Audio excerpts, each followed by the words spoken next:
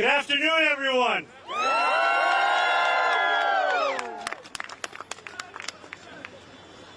1 year ago this month, hundreds of New Yorkers gathered on a bright and bitterly cold Saturday morning right here at Grand Army Plaza.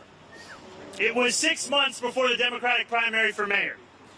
We were in the low single digits in the polls at best. Every ounce of conventional wisdom said that our campaign was not supposed to work. Surely there was a better way to spend a Saturday than knocking on doors, talking to strangers, and crossing the small but real distances that separate us from one another. And yet, New Yorkers showed up at a moment when so many people feel isolated from one another and distant from a political system that can feel closed or unresponsive. They made a deliberate choice, not to be bystanders, but to become participants. Their own politics and their own vision for New York City being the driving force behind what they were going to do. And that meant knocking on doors of people who lived just blocks away but whom they had never met. It meant asking questions instead of assuming answers. It meant listening instead of lecturing, finding common ground. And that experience taught us something simple and profound. Democracy works best when people are not treated as an audience, but as an active part of it. Governing demands the same. That is why we are here today. We are gathered at Grand Army Plaza, surrounded by powerful symbols of public life.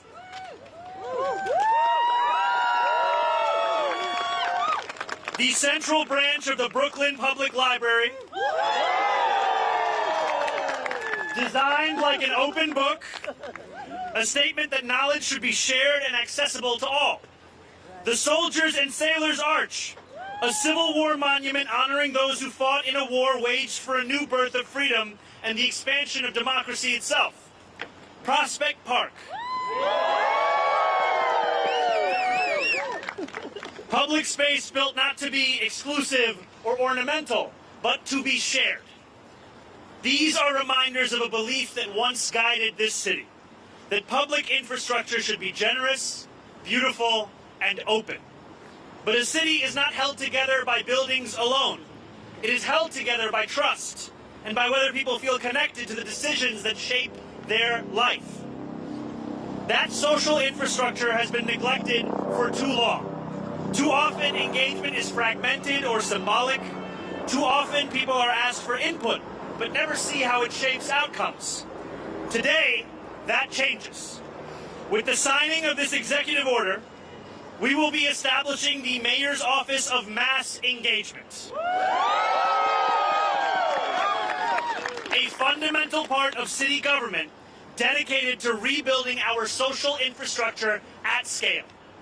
This office, combining and reorienting the existing Community Affairs Unit, Public Engagement Unit, and other initiatives, starts from a simple premise. Working New Yorkers know what they need to thrive. Our job is to make sure government listens, consistently and with real consequence. The Office of Mass Engagement will organize participation across this city, proactively reach those that have been excluded, and ensure that public feedback is embedded directly into how we design policies, deliver services, and make decisions. And to lead this work, I am proud to announce that Tasha Van Auken will serve as commissioner.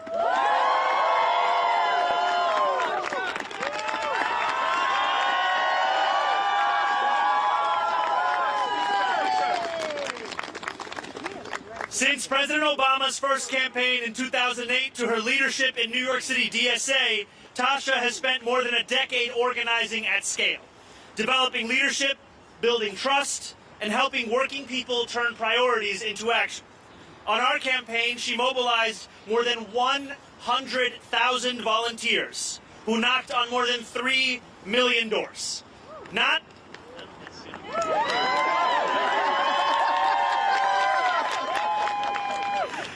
just to win an election, but to build leadership and a real sense of community across the city. She also spent many years working at the Blue Man Group, which means she brings both organizing discipline and an unusual tolerance for chaos. The Office of Mass Engagement reflects how we intend to govern, with humility, openness, and a firm belief that democracy is strongest when it belongs to the people, not just in theory, but in practice. And we should be clear about how this work will be judged, not by how many meetings we hold or surveys we collect, but by whether people can see their voices reflected in the decisions that we make. Judge us by whether engagement changes outcomes. Just as past generations invested in the public spaces around us, this administration is investing in the civic fabric that holds our city together. And that same commitment to openness, participation, and rebuilding trust in our institutions guides how we approach every part of city government. That is why today I am also announcing that Ali Najmi will serve as chair of the Mayor's Advisory Committee on the Judiciary. Under Ali's leadership, this committee will take on a more public and engaged role, reaching beyond City Hall to the wider legal community, demystifying the judicial selection process, expanding who participates in shaping our courts, and ensuring that our city's judicial system applies the rule of law universally and does so without favor. This includes proactive engagement with legal services organizations, bar associations, and minority and affinity bars, with the goal of widening the pipeline and strengthening confidence in our judiciary. Ali is a civil rights and election attorney with deep experience in our local courts, a longtime bar association leader who has helped diversify the judiciary in Queens, and someone I've known and admired for more than a decade, as a friend, an attorney, and a leader in this city. Tasha Van Auken, Ali, welcome to a new era in our city. I look forward to building it with you together.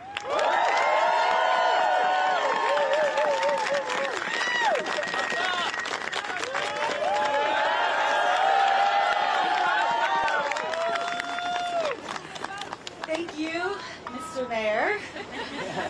And thank you to everyone who's here today. As a kid growing up in Park Slope and later Flatbush, the Brooklyn Public Library, this branch, was a constant in my life. Its soaring facade and open entrance felt like an invitation, a promise that knowledge, curiosity, and possibility belonged to everyone.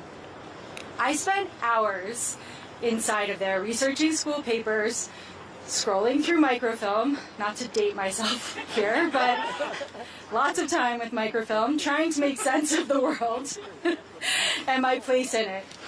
I didn't know it then, but I was learning something essential, that when public spaces are built with care and openness, they don't just serve cities, they help shape the people who move through them. That lesson deepened for me at Edward R. Murrow High School, where I was profoundly influenced by the late principal Saul Bruckner. He believed fiercely in young people and in the role public institutions can play in helping them find their voice. He taught generations of students that they mattered and that participation wasn't reserved for someone else. And yet, despite that early confidence, I spent many years trying to figure out how to engage politically in a way that felt meaningful, something that went beyond a one-off protest or a single campaign, but built power over time. That clarity started during the first presidential campaign of Barack Obama. It was there that I learned the transformative power of relationships, from learning alongside volunteer leaders to the simple but powerful act of canvassing a stranger. What I learned in 2008 stayed with me through organizing with the New York City Democratic Socialists of America, and later serving in government as Chief of Staff to Assemblywoman Farah Souffrant-Forrest. I kept returning to the same question. How do we build participation that lasts, where people don't just show up once, but develop the confidence and the relationships to shape real outcomes? That question came into sharp focus this past year. In Mayor Mamdani's campaign, more than 100,000 volunteers knocked on over more than 3 million doors across the city. But those aren't abstract numbers. They represent millions of conversations between neighbors, who might never otherwise have met. They represent relationships built, confidence gained, and civic capacity that will last beyond any single campaign. Many of those incredible volunteers and organizers are standing with us today.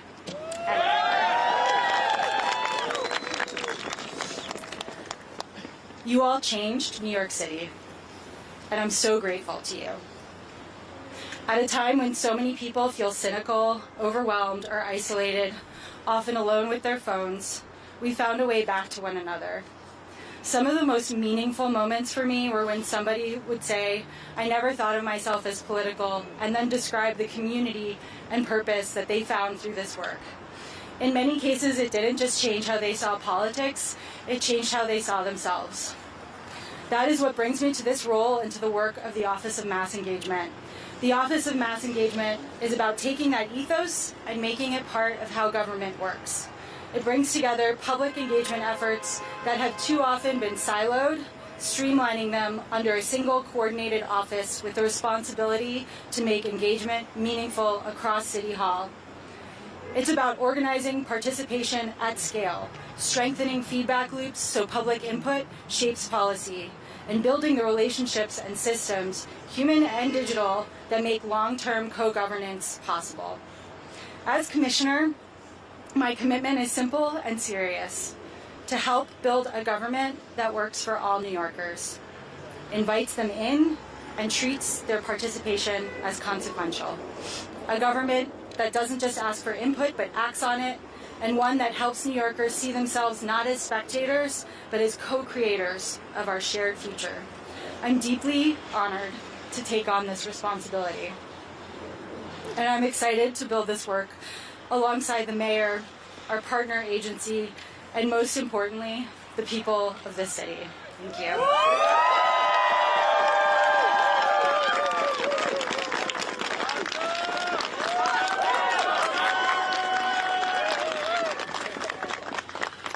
Assalamu alaikum. Good afternoon. Good afternoon. Mr. Mayor, thank you for appointing me to be your chair of this advisory committee on the Judiciary. As an attorney who has litigated in the courts of this city for 15 years, I know and I have seen firsthand the power that judges have on people, regular people, working people, and attorneys. And it is this committee's directive to find and recruit the best judges in the city of New York, the most qualified, the ones who understand what it means for people to appear before them in criminal court, in family court. And it is the directive of this committee to reach out to the wider legal community and to the attorneys who have toiled for indigent legal services, for the attorneys who have represented families, who have represented parents and children in family court, who have dedicated their lives to making this city and this state a more just place. To those attorneys, I want to tell you that you have an opportunity to also become a judge, and that this committee will reach out to every nook and cranny of this legal community to encourage that we have the best, most robust, diverse applicant pool for the judiciary. Mr. Mayor, thank you for entrusting me with this service.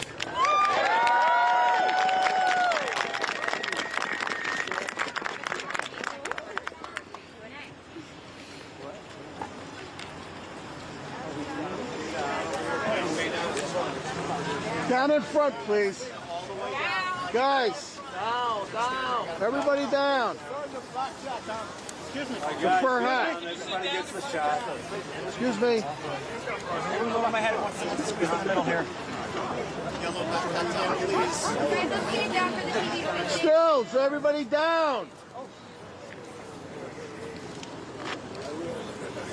Down. Stills. Can everyone go down? Have a quick please. Thank you.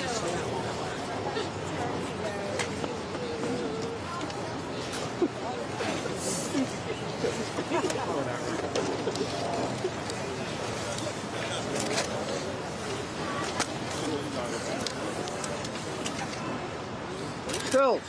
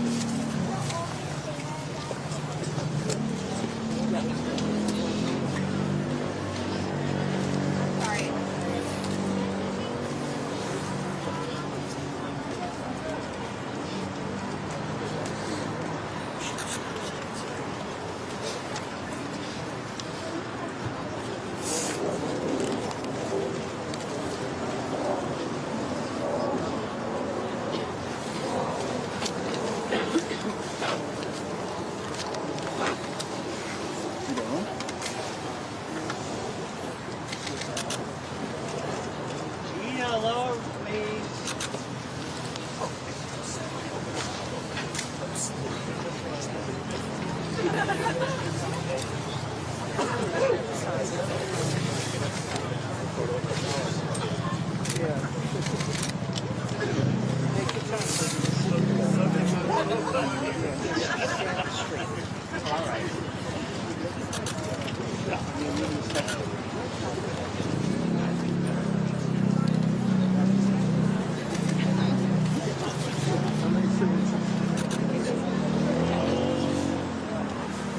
okay back there?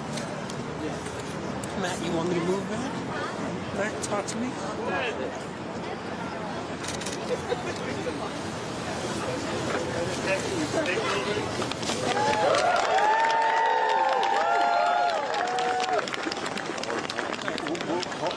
we need to step back, please. Thank you. We can come back to Can you have him hold the paper, please? Yes, yes. Oh, he's gonna hold the paper.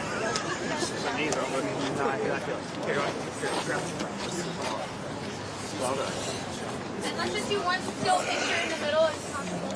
Can you hold the legislation? One still Mayor, picture. can you hold the legislation? Thank you. Here we go. One this way, please. Everybody, here we go. Down the middle, please. Thank you so much. Down the middle. 4 TVs in the back. Great, thank you guys. All right, now we're going to take questions. Everyone can take 10 steps back, please. Thank you. Back, everyone, please. Back. Behind the Back scenes. to your back. Get back. Don't sit on me. I'm going to hand these back. I'm sitting. We're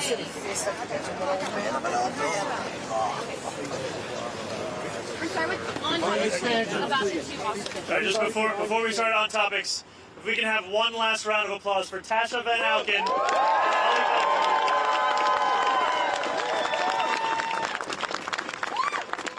And now we can begin with all the on topics. Mr. Mayor, how you doing? How's it going? A little colder than I thought, so I'm going to put the gloves on for a second. Real leather I have a question. Can I do an on-topic, off-topic? So the on-topic is about the office, the new engagement office. Obviously, you work a lot on the campaign side, and it's like that's separate from government, separate C4, that's kind of marked for volunteer forces. Can you explain what are like the legal differences in what you're going to do and what that group will work before? Like, how do they differ? And then a follow-up. So I'll just speak a little bit to it if you want to add anything, feel free. The work of civic engagement has existed before. Today it has been a part of city government. However, it has often been siloed in different parts of city government infrastructure, sometimes under different offices, sometimes through different initiatives.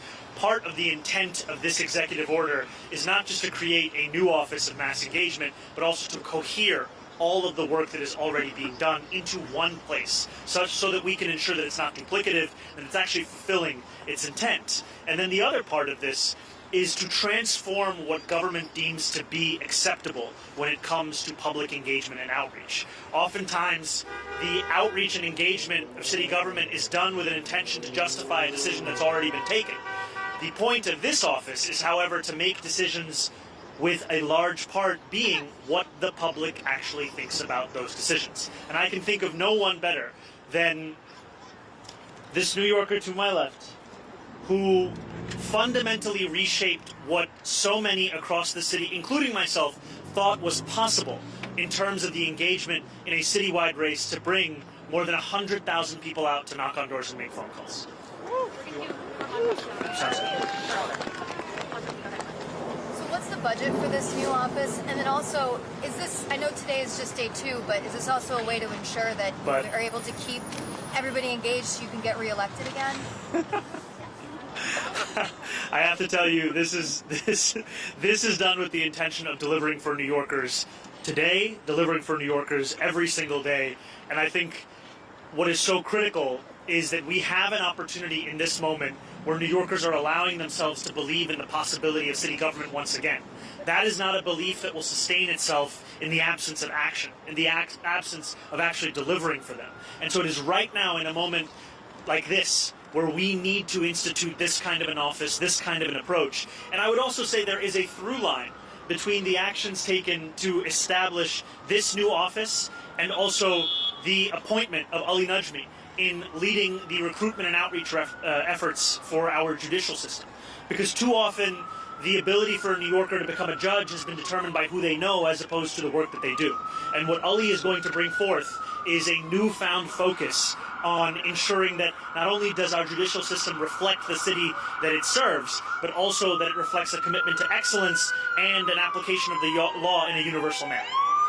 How many employees? Will they be civil service or will they be appointees? There are a number of employees within this office that are already working for the city within previously existing offices, and then the specifics of how it will expand beyond that is something that we will be sharing later. I was talking to Sal Albanese this morning, and he said one of your best qualities is you're a really good listener. That's very kind of him. With respect to this new agency, can you give us an example of a time where you spoke to the public or a group of stakeholders and it made you change your mind on a certain policy or issue? You know, a few years ago, I was an assembly member conducting a number of meetings on the MTA. My Chief of Staff, L. Bisgard Church, and I were looking to put together a campaign in Albany that would look to fix the MTA. And so we had meetings with journalists, meetings with policy experts, meetings with MTA officials themselves.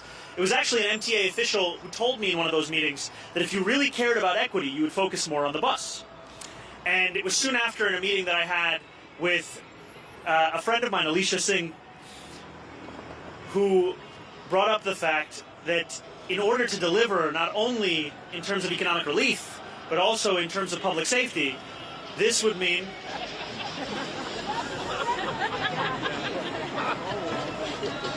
it's a pretty good song. This would mean also making buses free. And those are meetings that then informed our approach not just to that legislative session, but then actually became a hallmark of the campaign that we ran. Yes, and I think this comes back from a belief that too often in politics there is a temptation to pretend as if you have all the answers already, when in fact there is no New Yorker that has a monopoly on the answers that this city is asking questions towards. We need to have leadership and a city government that knows the answers to the most pressing questions, big and small, in this city, could come from New Yorkers themselves. The answers to the very questions that are flummoxing so many in the highest levels of government could in fact be answered by those that we are currently walking past or overlooking or not even listening to. And what I so love about Tasha and her work is that she sees within each person a potential to be that leader. She gives them not only the room to grow, but the belief that they can and they must grow. And that is also something that we have to deliver for New Yorkers at large. Hi, Darla Miles, Channel 7. Yes, how are you? Congratulations, day one. Thank you very much. Good to see you. This is obviously a massive undertaking, right? Coalescing all of these individual agencies in such a large city government. On a granular level, what can you tell New Yorkers right now of what that process of streamlining that is going to look like? And then on, after you already have these strategic initiatives, but when they should actually expect to see something, what a timeline might look like, what the infrastructure might look like right now, and then what that timeline might be, where people can actually become involved and see some results. Absolutely. So I think, first and foremost, this has an immediate impact in terms of restructuring city government itself, where we are taking these existing initiatives and agencies, bringing them together, and that is something that will change from today.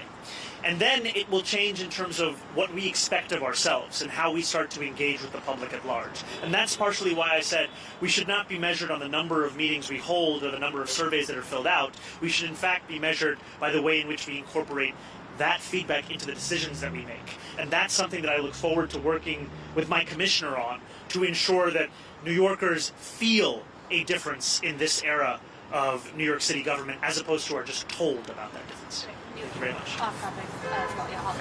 This one's still on topic. Great.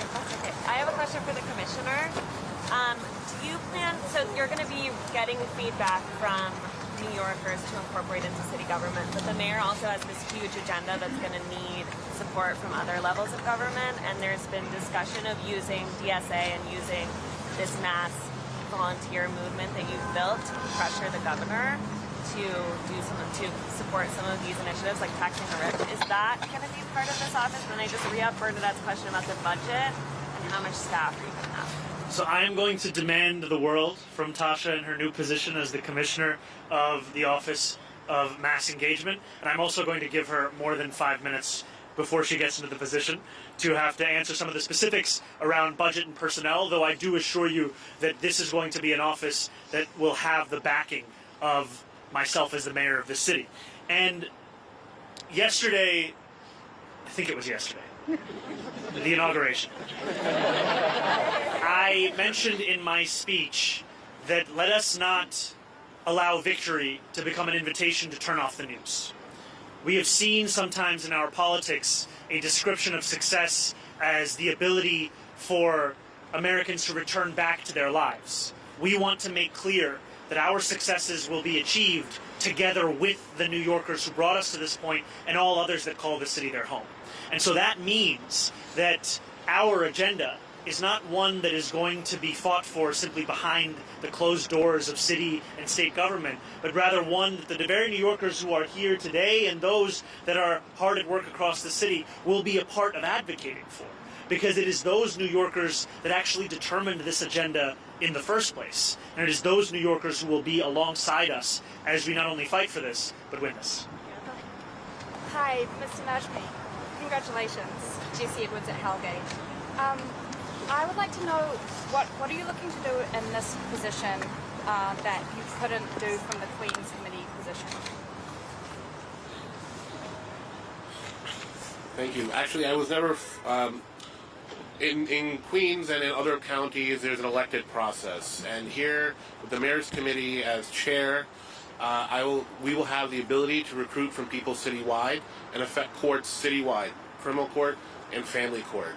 And what we will be able to do is have a system that's in place that will judge people on the merits of their experience, their qualifications, their commitment to public service, and we will be able to appoint many, many judges. And to have that breadth and that reach citywide is very different. What's most broken about the system right now? Not enough people know about this system.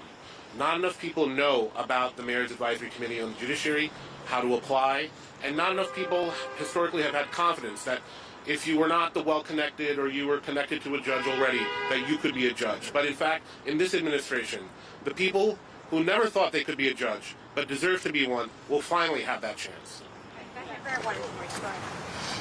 Hi, good afternoon. Good afternoon. I'm Jan Tellez for the Agencia F News. Can you say your name one more time, sir? Jan Tellez. Jan Tellez? Yes. Nice to meet you. What can the Latino community expect from Mayor Mamdani? You know, I would not be standing here before you as the mayor of this city were it not for the Latino New Yorkers across the 5 boroughs. Latino New Yorkers, a majority of them supported us in the primary. We saw that only continue in the general. And what I've heard from so many Latino New Yorkers is a feeling that not only do they not see themselves within city government, but they don't also see their own struggles in city government, and the focuses of that government, and the priorities of that government. And what we are going to do is to deliver a city government that finally not only looks more like, but is paying more attention to the actual struggles of day-to-day New Yorkers. Latino New Yorkers face the highest levels of housing insecurity of any ethnic group in this city. When we are talking about the affordability crisis, it is hitting Latino New Yorkers at a disproportionate rate. And so when we talk about the necessity of freezing the rent for more than 2 million rent-stabilized tenants, when we talk about the urgency of making the slowest buses in America fast and free, and when we talk about the importance of transforming what is currently a $22,500 a year expense to send a child to childcare, that is going to be critical in ensuring Latino New Yorkers can stay in this city. Because I have heard from far too many who still call themselves, they are Latino, they still call themselves New Yorkers, but they actually live in Pennsylvania now. They live in New Jersey. And that is because we have pushed them out of the city. It's time for us to actually not only keep New Yorkers here, but start to make those who left feel like they can actually come home.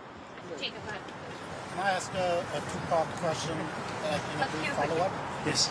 So, would you address the criticism on the revoking the 2 executive orders on antisemitism and BDS, some call it intentional? How would you respond to that? And the second part is the IHRA definition on antisemitism actually initiated a lot of major Jewish groups polls, and they support something else.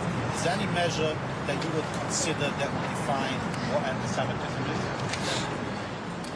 So I was proud yesterday to sign a number of executive orders that will give my administration a clean slate to get to work on delivering a new era for New Yorkers, one where they can envision living an affordable and dignified life. And my administration will also be marked by a city government that will be relentless in its efforts to combat hate and division. And we will showcase that by fighting hate across this city, and that includes fighting the scourge of anti-Semitism, by actually funding hate crime prevention, by celebrating our neighbors, and by practicing a politics of universality. And when we speak about the IHRA definition that you asked about, protecting Jewish New Yorkers is going to be a focus of my administration, and I also know that a number, as you said, of leading Jewish organizations have immense concerns around this definition. And so what we will do is actually deliver on our commitment to protect Jewish New Yorkers in a manner that is able to actually fulfill that. Thank you guys so much. Sorry, there was a second question. Would you say it wasn't intentional, that this was on day one? In the first executive order, you, as the new mayor of a city, have to sign a continuation of all prior executive orders or a revocation or an amendment of all of them. And so what we did was to sign an executive order that continued every executive order that predated the moment when our former mayor was indicted, a moment when many New Yorkers lost even more faith in New York City politics and the ability of city government to actually prioritize the needs of the public as opposed to the needs of the person. And what we will now do is showcase that new era to protect each and every New Yorker and to deliver for those same New Yorkers in a manner that they have not seen under prior administrations. Thank you so much. Thank you guys so much for everyone.